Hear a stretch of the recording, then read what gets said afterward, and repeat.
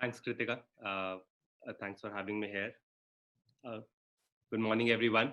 I hope everyone is staying safe and healthy. Welcome to today's panel discussion on why innovation is not an option but a necessity in the retail industry. As Kritika mentioned, I am the CEO of Unicommerce, which is India's leading e-commerce focused supply chain SaaS platform, providing order management, inventory management, warehouse management, omni-channel solutions. Established 8 years ago, Unicommerce is a market leader processing over 20% of India's e-commerce transactions, with over 10,000 plus customers across India, Middle East, and Southeast Asia. Coming to today's discussion, we all know that COVID-19 has impacted businesses and brought with itself a truckload of changes that no one could have preempted. Even though it seems like it was yesterday, but it has been 4 months since our country went into a lockdown. The lockdown, which seemed like an impossible idea to live with, has become our new reality now. As more and more people, work, and livelihood started moving online, it led to brands rethinking their business goals to keep up with the evolving consumer habits. And thus, we saw a lot of innovation happening by businesses as everyone around us started adjusting to the new reality. We saw innovations in the product, including new product launches focused on hand sanitizers and other related areas. So, innovations in supply chain with focus on hyperlocal and even concepts such as store on wheels, and even in the ways in which brands are communicating with the consumers with more focus on safety, hygiene, along with establishing newer channels for connecting with consumers such as WhatsApp, telecommerce, and website platforms. Thus, brands have now realized a huge role of adopting technology solutions to driving business growth. Today, we have business leaders of some of the biggest CPG brands of our country present with us, and we will be talking about the various steps being taken by them to drive innovation within their respective organizations. We will break the discussion on innovation in two phases. The first phase will be a survive phase, which is essentially the last 4 months where the brands adopted innovation to survive in the new reality, and revive phase, which refers to the future where the economy is in the revival mode and what innovations are being planned by them to meet the consumer demand in the future. The discussion will also touch upon how these organizations are using the external ecosystem of startups, academia, or other service provider to drive innovation within their organizations. So before we begin the discussion on the topic why innovation is not an option but a necessity in the retail industry, I would request my esteemed panelists to introduce themselves, starting with Ms. Shruti Kashyap. Hi everyone. Great to be part of this panel. Thank you, NASSCOM and Kapil for having me. I'm the CIO for Hindustan Unilever and the head of IT for South Asia. Hindustan Unilever, hopefully, all of you are consumers of some of our products, if not all. We're the largest FMCG in India with a turnover of 6 billion euros. Half a billion actually added after the Horlicks acquisition that happened 3 months back. Globally, Unilever is a 50 billion euro organization, and we play in three main categories, which is beauty and personal care, foods and refreshments, and home care. And then just sort of continuing the thread that Dr. Dave started in the morning. We are a company that believes strongly in purpose. Our three-line motto is that brands with purpose grow, companies with purpose last, and people with purpose thrive. Unilever's purpose and also HUL's purpose is to make sustainable living commonplace. And a lot of our brands like Dove, Lifebuoy, etc., are really the brands that help us live this purpose in the current times. That's about me. Sure. Thanks, Shruti. Ashish, if you could have your introduction, please. Sure. Good morning, everyone, and thank you, NASSCOM and Kapil, for having me here. My name is Ashish Grover. I am Managing Director for Falabella India, and also I had e-commerce technology for the whole group. Let me take 30 seconds to introduce Falabella. I assume many of you may not know this name. Falabella is a very old, 130-year-old conglomerate based out of South America. Our headquarters is in Chile. We operate in 7 countries in South America, including Chile, which is our headquarters, Peru, Colombia, Argentina, Uruguay, Mexico, and Brazil. We opened India office about 2.5 years back, primarily focused on digital technologies. The Falabella Group is multiple retail units. So we have a department store, home improvement store, supermarket, online marketplace. We also have a bank, credit cards, insurance business, and we also have a real estate, and we build malls and shopping centers. So a big conglomerate and multiple businesses and creating an ecosystem. The primary reason India office was opened was to expedite digital transformation and bring innovation to the whole group. India is a hub of all the innovations that are happening not only in this country but also providing a lot of talent across the world and those experiences. So I'm very glad, very appropriate topic for us and the purpose of why India office was even set up. Great. Thanks, Ashish. Sanjay, would be great to have your introductions now. Thanks, Kapil. Hello, everyone. Hopefully, all of you are doing well and safe. So, Sanjay Gurbuxani, I work for Mondelez, and we have brands like Cadbury chocolates, Oreo cookies, hopefully a household name, and even much more now during our lockdown periods. So, I lead IT and shared services for Mondelez for the Asia, Middle East, and Africa region, and also digital innovations, intelligent automations for the enterprise. Pass back to you, Kapil. Great. Thanks, Sanjay. So with that, let's start our discussion on innovation. Let's start with the survive phase. So Shruti, maybe we'll start with you. It'll be good for us to understand for Unilever, what sort of innovations did you adopt during the last 4 months, and if you collaborated with any external ecosystem providers for the same. Sure. So I think the lockdown took all of us by surprise, because it was a complete lockdown, and especially for a business like ours, which thrives heavily on the traditional trade channel, with distributors, factories, and local kirana stores shutting down. It took us a fair bit of time to get things back up and running. One of our biggest challenges was just our ability to get feet on street, which is our salesmen and attendants and so on. And therefore we had to pivot very quickly around digitizing our retailer, and that became one of our core programs around the sales side. How do we enable our retailers? Almost how do we treat them just the way we treat our consumers, the way a consumer can order online, track status, pay online, and so on. How do we start treating our local kirana stores in a similar manner? Not to mention the disruption that this whole space is seeing already with the JioMart launch and the Amazon Kirana space, etc.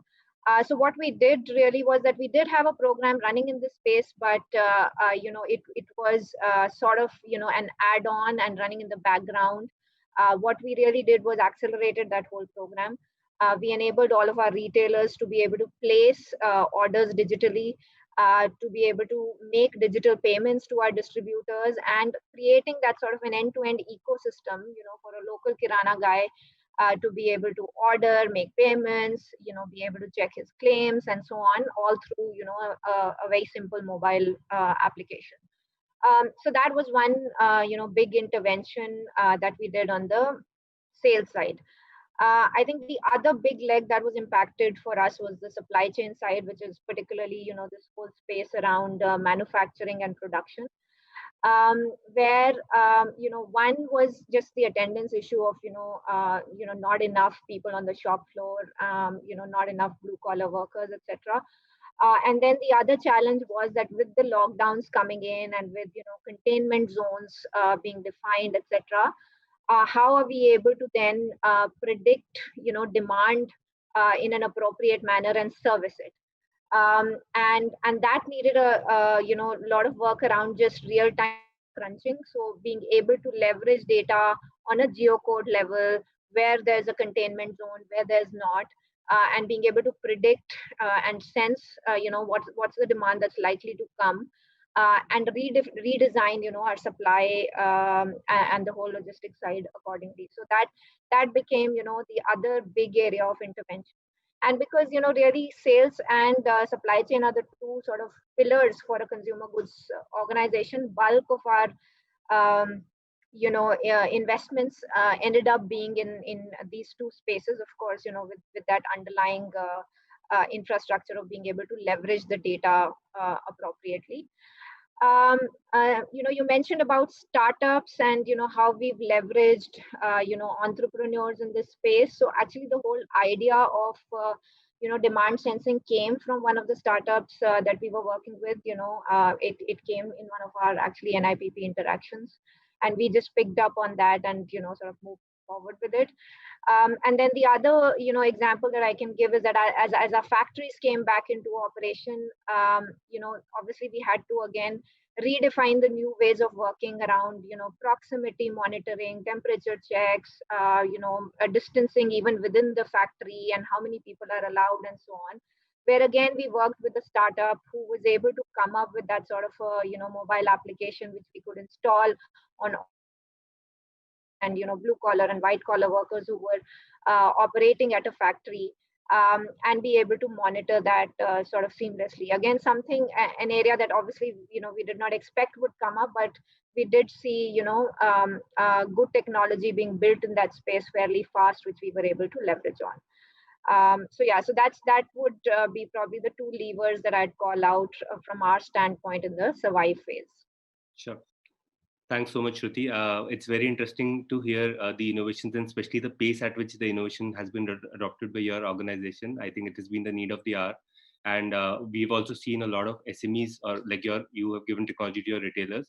We've seen a lot of SMEs also adopt these technologies at a very rapid pace. So I think the push towards digital innovation COVID has given a necessary push, and I think they should stay for the long term. So moving to you, Ashish, if you could also talk about specifically, since you're from the retail space, so in your specific organization, what innovations has your organization implemented in the last 4 months when the lockdown started? Sure, Kapil. So for us, obviously, like Shruti said, I mean, this whole lockdown was kind of a bit surprise, and then for us being operating in different countries and making sure we are compliant in each of this country with different regulations was the biggest initial survive phase for us. I mean, one of the example I was talking about was in Colombia. The government declared that there will be certain days where there will be no tax, which was great move to boost the sales and various things. But you have to immediately, from a technology perspective, being able to change your invoicing and your financial systems to meet that. So a lot of that. The other thing, obviously, which we have seen across the board, not only I think across the world, because of stores closures, a lot of load that has come on e-commerce and digital channels, right? So we have seen unprecedented load in terms of a number of orders and customers hitting our things. So we had to very quickly scale the platforms to handle that. The biggest challenge and biggest opportunity has been coming to all of us in the space of supply chain, and also customer communication, I would say. From a supply chain perspective, typically in e-commerce business, at least in Western markets, there is a huge percentage which is click and collect, which basically means you order and you go to the stores and to pick it up. Which suddenly changed because now everyone wants a home delivery, and you have not done enough in terms of the capacities that you need from a home delivery perspective, and then also the communication of track and trace, and being able to communicate in a timely manner to your customers on the status of the order, and things like that. So those are the challenges we have been focusing on and solving. The last challenge I would touch upon is some of our stores, especially on the supermarket and a home improvement side, which continue to be open because of essential nature of the stuff that we sell. We had to also implement a solution by which we can do a little bit more booking and a more advanced uh, traffic management within the store. So in fact, with one of our partners, we turned around that whole platform in about 2 weeks. And it was within next 2 weeks, 4 weeks, we had that in 7 countries and more than 100 stores. So that's one example of a place where we have done a lot of startups. We have an accelerator program or a startup connect program as Falabella Group, actually running out of India. We have at least 7 or 8 startups that we are actively engaged, which are in various stages of production, from a financial to logistics to content management aspects of it. And we have another batch of startups that we are planning to enroll in coming months. So for us, this actually has created an opportunity to be a little bit more innovative in the digital space and leverage startups. Sure. Thanks, Ashish. I think you rightly pointed out that most of the systems, particularly to do with e-commerce, have been really tested for scale, and it had to be done in a very short span of time. And it's interesting to hear a global perspective on how things are happening in Latin America with systems or fundamental behavior changes from click and collect to deliveries to their home. Thanks so much, Ashish, for that. Sanjay, over to you. Would love to hear your thought process and as well as the innovations that your organizations had to adopt in the last 4 months. No, thanks, Kapil. I think, of course, Shruti covered, some of them. Of course, we have also gone big on digitizing our retailers, even our distributors to that fact. And, within the factory too, whether it's making sure social distancing exists and things like that. But I think just to add, right, I think Ashish also made a good point. I think compliance was key. We had to make sure, yes, we make sure our business is run in a very, very compliant manner, and that is not compromised. Safety and security was the second thing that we had to look after, making sure that there is no compromise on those fronts. Of course, then we had to, this also, I don't want to say it came as a surprise, but something that came very, very sudden, especially in India, right? The lockdown just happened overnight, and we had to figure out how to deal with it. I think a couple of things that, just to add, not to repeat what Shruti or Ashish may have said, we went after is also like WhatsApp commerce, right? Where now we've allowed our retailers to place orders with our distributors or with us, via WhatsApp chatbots, and depending on the market, whether it's Viber or Facebook Messenger, I mean, what's being used. All these now the retailers can place orders through that.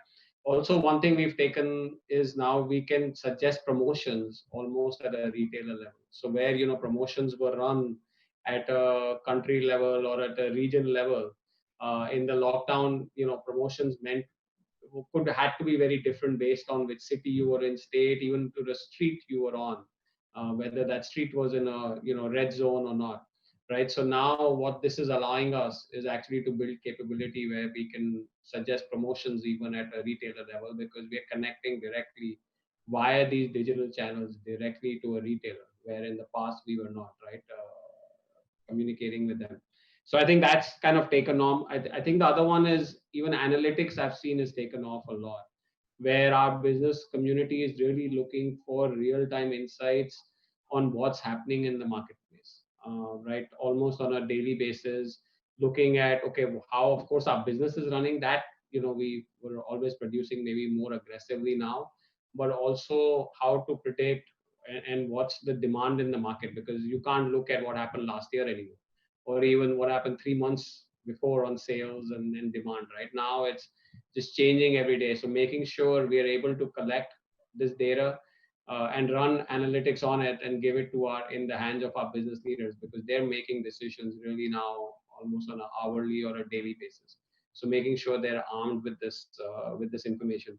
The other one was, on the digitizing the distributors, right, where because the challenge was when we entered lockdown was getting stock from our distributors to the local shops, right, which is in many cases were closed, or there was not enough hands-on or feet on the ground to kind of move that product from the distributors to the retailers. So it was getting these distributors on a digital platform and allowing our consumers like us, right, going on our DTC sites and placing an order directly with a distributor and then going and collecting it from the distributor. So we kind of also enable that commerce, which in the past would never have existed. So again, these are some of the ideas we've kind of taken alive in the last few months. Sure. Thanks, Sanjay. I think very insightful, particularly in the new models that you've implemented both on WhatsApp and as well as collecting directly from the distributor. And you rightly said we have also seen a big push on analytics and database decision making, more so on these newer models. While data is very limited available, but I think those calls are being taken on these data sets, and there are more focus on AI and ML models as well. So that actually lays the foundation for our next phase, which is the revive phase. While it's really great to see the kind of innovations the three organizations have been putting in, but I'm sure now the top management in these organizations realizes that this change is here to stay. The consumer behavior has been impacted for the long term or has been changed for the long term. So I'm sure these organizations, all of your organizations, are thinking about placing long-term bets on what they can do to be able to meet or be able to address the changing consumer demands. So in the revive phase, I would request all of you to talk about those long-term bets that uh, or investment area in innovation that are being going through in your organizations, and how are you going about implementing those innovations. So Ashish, maybe we'll start with you on that. Sure, Kapil. I as we get into a more long-term or mid-term view post, hopefully sooner, the post-COVID situation, we definitely see digital scale will obviously slow down with the store traffic increasing, but it will not come back to the old scale. So the digital scale will keep improving, and our investments in the digital channels is continuing to be strong. We think there will be new models we are investing on, from a way we are engaging with the customers and the way we are engaging with our sellers are evolving. We are also focused on providing a lot of good financial solutions, which I think will be relevant um, post when the new normal comes. And when I say financial solutions, I am alluding to the payment options that customers would have. I mean, more probably convenient options of installments and things like that. I think would be needed post this situation. I think similarly, more financial flexibility would be needed from a seller's perspective. So we are investing, given that we also have a bank and a wallet and a insurance business. We think there is a great ecosystem we could build with the retail system on a financial solutions on that. The other thing we are investing a lot, and using this time to get better at, is a store digitization. I think we had traditionally thought of stores and digital channels only few connections, maybe click and collect, but there are more opportunities for us to digitize our stores and create more digital experiences within the store, not standing in the long queues, making pre-appointments. I was talking about a pre-appointment platform which we built. We are actually planning to open source it, so I would welcome anyone who wants to use it in their stores or in their brands. Some of that we would love to give this as our tech contribution to the community. So these are some of the things I think there will be there. I think supply chain is where we think we have to even get better in terms of our network designs, in terms of how do we allocate our resources given the capacity constraints. Is another area we think are going to be the important areas as we get into a new normal. Sure. Thanks, Ashish. Very interesting areas of investment on both financing and retail side. Sanjay, if you could add the innovations that's being planned in your organization now. Sure. A couple of areas I'll touch on. One is, of course, we have to make sure that we stabilize our, direct to consumer e-commerce platforms, right? And those are here to stay. They will continue to scale, may not be as aggressively, but I think they'll definitely be there to stay, right?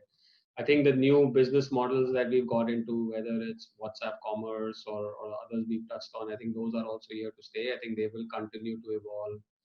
I touched on promotions being built into them. What's the next after promotions and things like that. That I think everything will go digital. I think Ashish touched on payments and everything. I think it'll all completely go digital. I don't think we're going to go back to the old normal.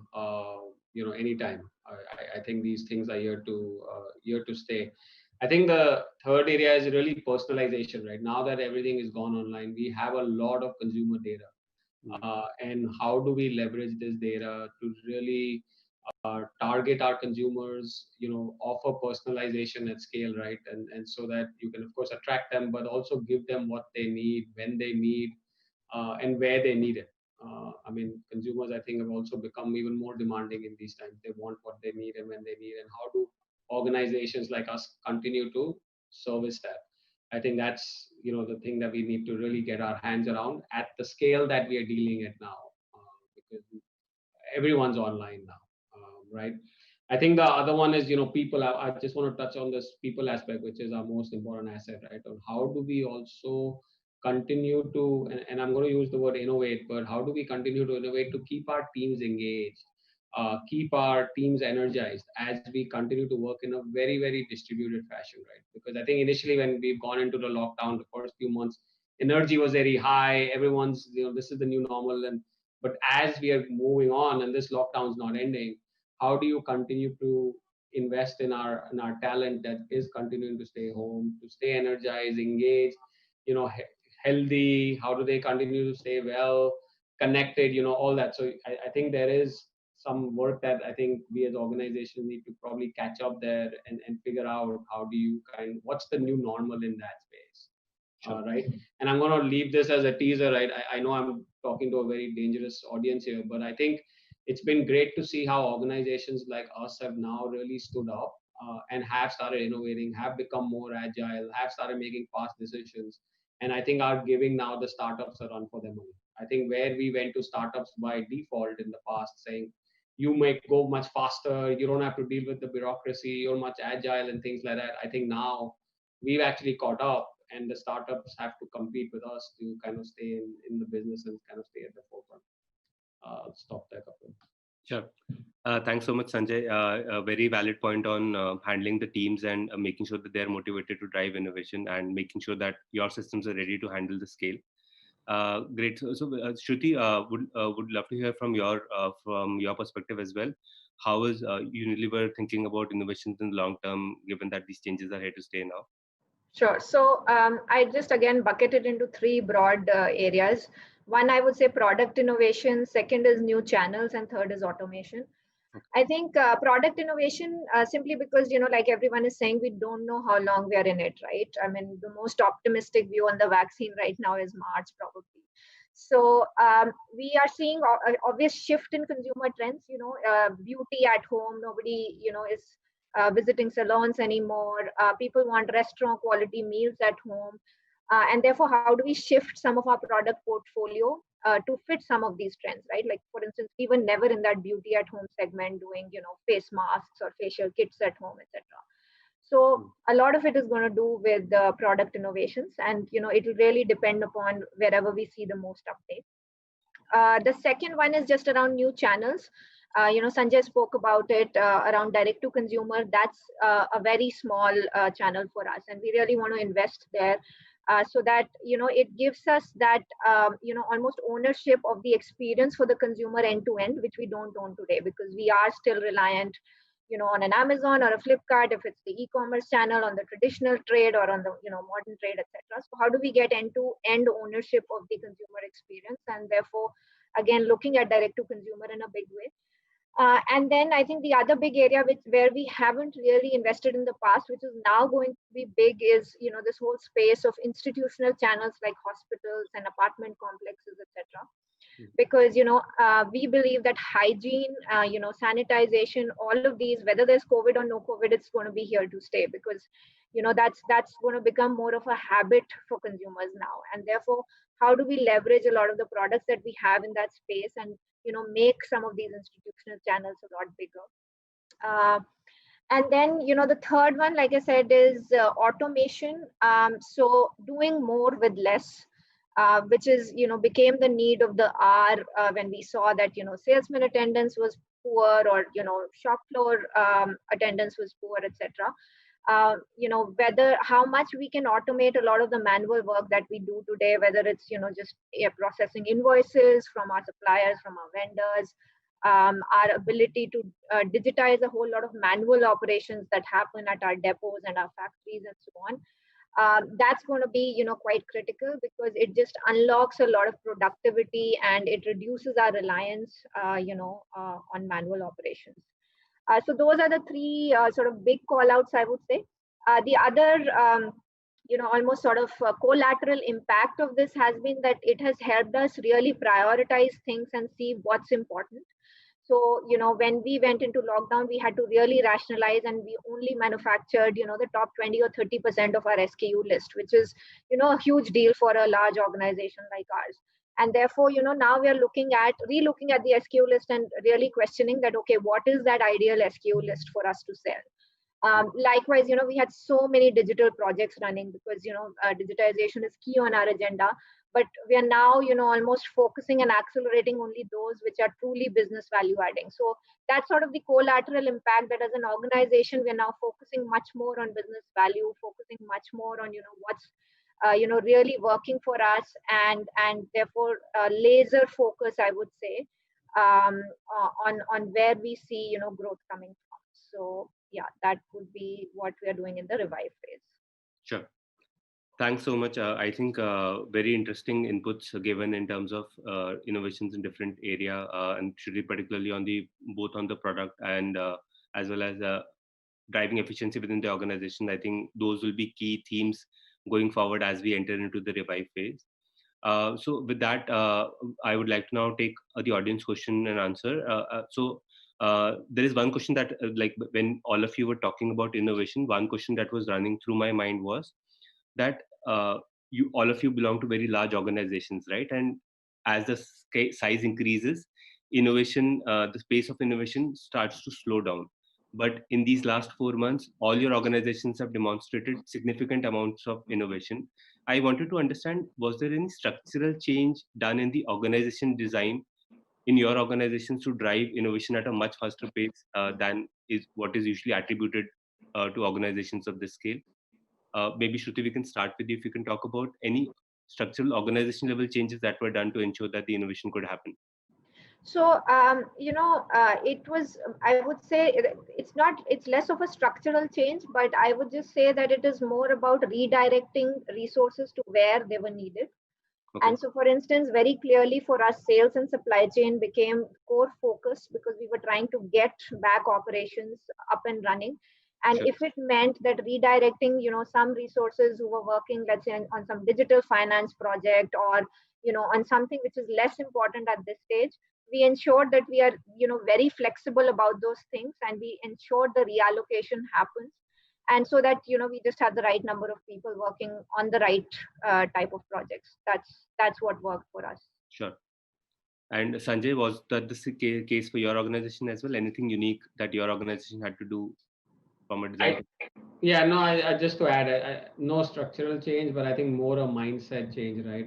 I think the organization got a lot more open to being open to ideas, innovating. How do we disrupt while external disruption is happening?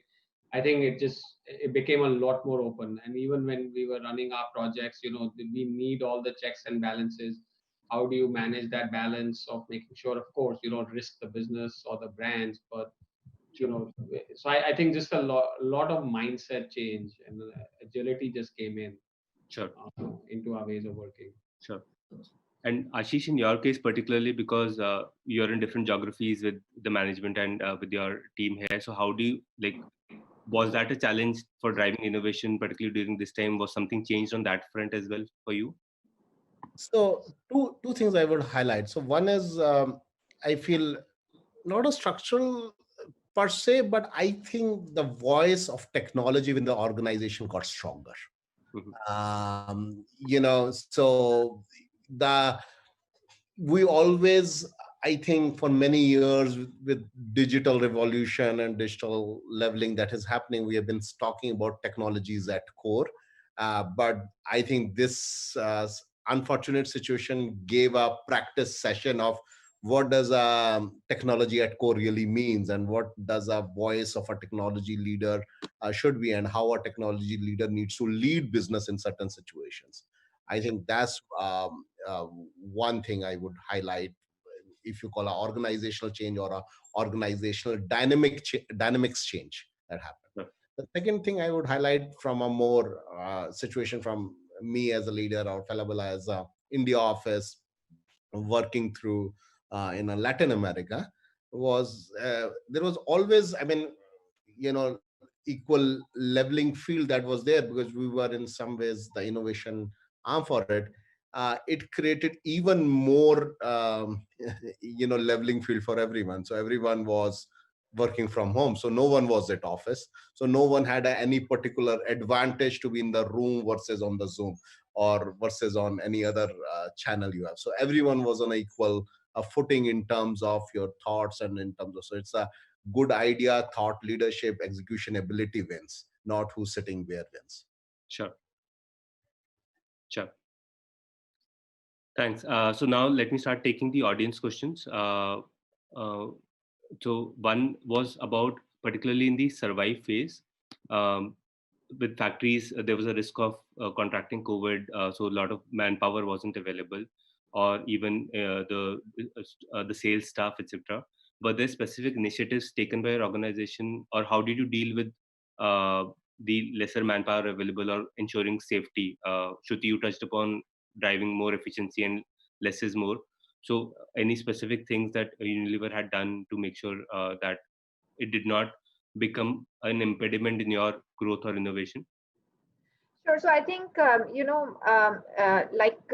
think Sanjay also mentioned that people safety was quite important, and we had to do a lot of hard work initially to ensure that we take all of our, particularly our blue collar employees and our salesmen who visit stores, on a journey and reassure them of what the organization is doing to ensure their safety. So from a factory standpoint, whether it was the basic procedures around personal protective equipment, launching this whole social distancing app, the fact that not more than certain number of people will be allowed on the shop floor, the fact that you can't do meetings face to face, and so on and so forth. So just sort of taking them along the journey, getting their trust, getting their input, so that they feel comfortable in turning up for work, for us was quite crucial. Likewise, for the field force, we launched insurance schemes to give them the reassurance that if at all